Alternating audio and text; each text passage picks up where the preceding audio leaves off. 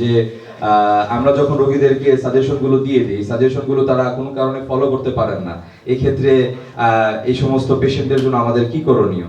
আচ্ছা, এই ক্ষেত্রে প্রথমত বিষয়টা হচ্ছে যে কোন পেশেন্ট যদি ব্যক্তিগতভাবে চিকিৎসকের সাজেশন বা প্রেসক্রিপশন ফলো করতে না পারে, এটা তার ব্যর্থতা। হ্যাঁ, এটার জন্য তো আসলে আফসোস করা ছাড়া কিছুই নেই।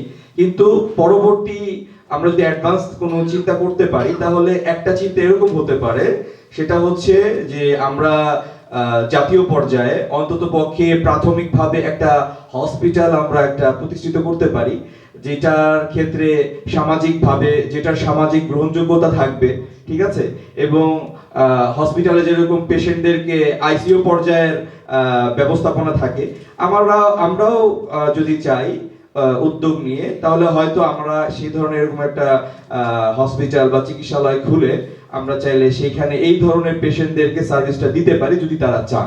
এটা একটা সলিউশন হতে পারে।